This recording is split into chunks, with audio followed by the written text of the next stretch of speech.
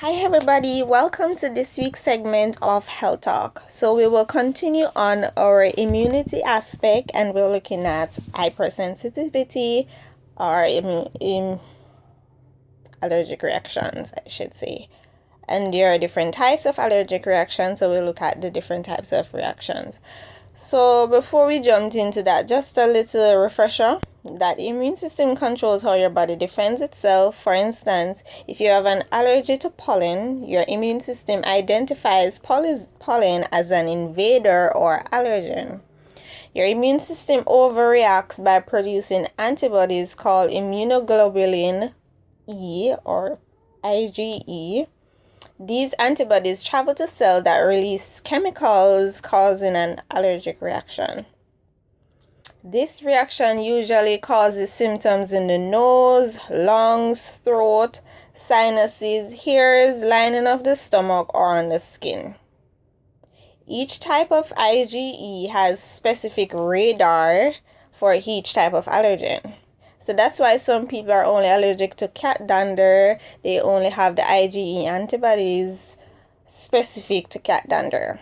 While others have allergic reactions to multiple allergens because they have many types of IgE antibodies. I myself have no allergies at all. Lucky me.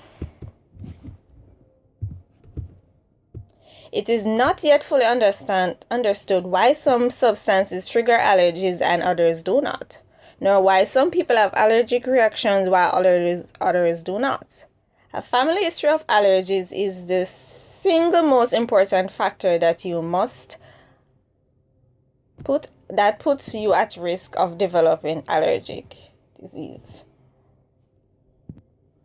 Alright, so hypersensitivity reactions are exaggerated immune responses to allergens.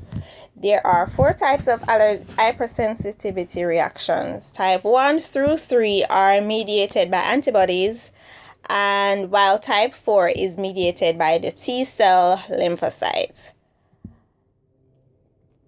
Type 1 hypersensitivities involve the IgE antibodies that initially sensitize an individual to an allergen and provide a quick inflammatory response upon subsequent exposure.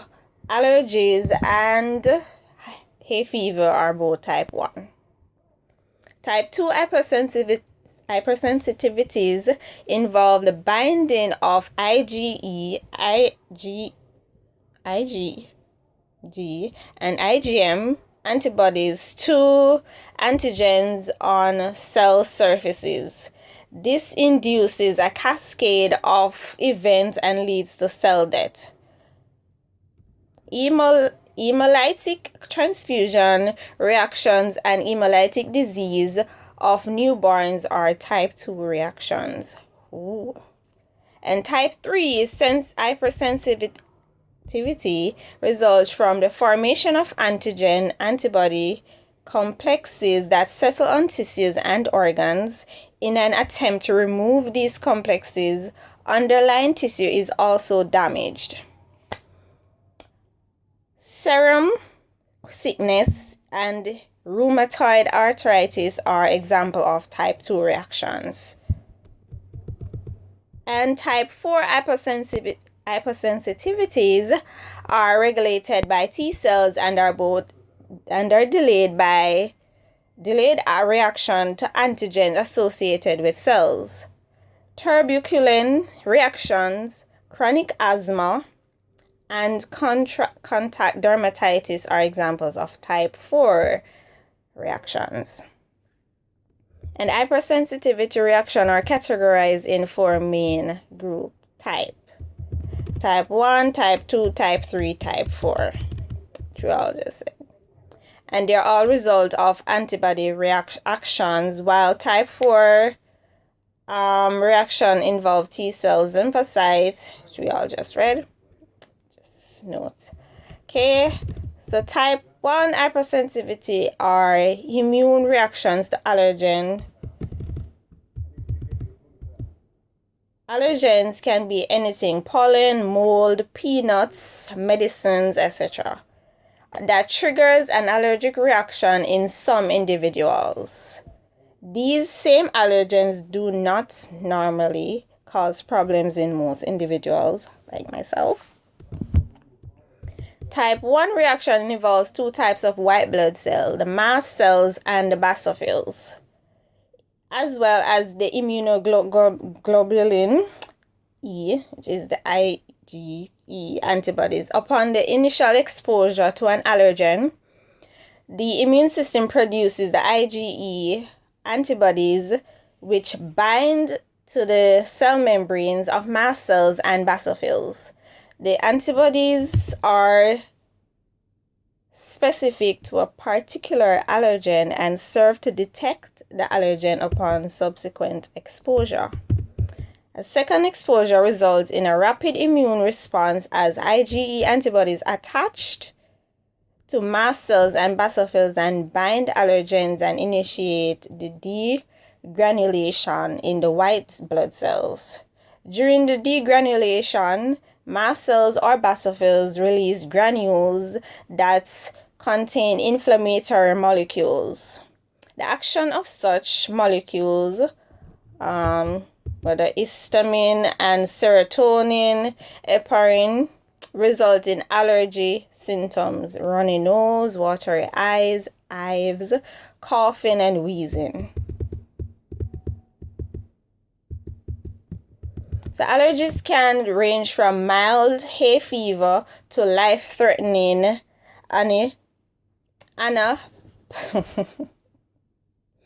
anaphylaxis, which is a serious condition resulting from inflammation caused by histamine release that impacts the respiratory and the circulatory systems.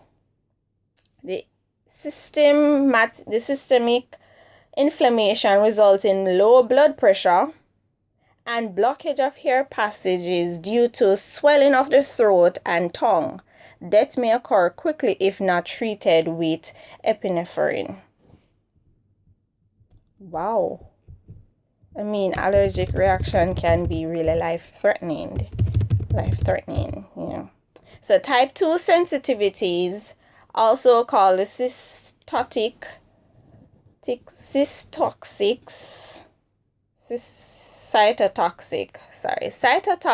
hypersensitivities are the result of antibody IgG and IgM interaction with body cells and tissue that lead to cell destruction. Once bound to cell, the antibody initiates a cascade of events known as complement that causes inflammation and cell lysis. Two common type 2 hypersensitivities are the hemolytic transfusion reactions and hemolytic disease of newborns. So the hemolytic transfusion reactions involve blood transfusion with incompatible blood types. So these two also play a part in allergic reaction. And the ABO blood groups are determined by the antigens and red blood cell surfaces and the antibodies present in the blood plasma. A person with blood type A antigens on the blood cells and B antibodies in blood plasma. Those with blood type B have B antigens and A antibodies. In an individual with type A blood were given a blood transfusion with type B blood, and B antibodies in the recipient's plasma would bind to the B antigens on the red blood cells of the transfused blood. The B antibodies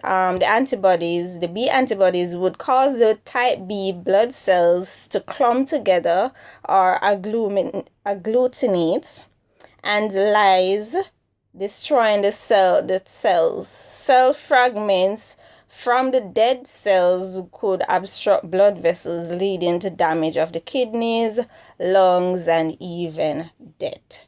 So we end here for our health talk today. We'll resume next week at same time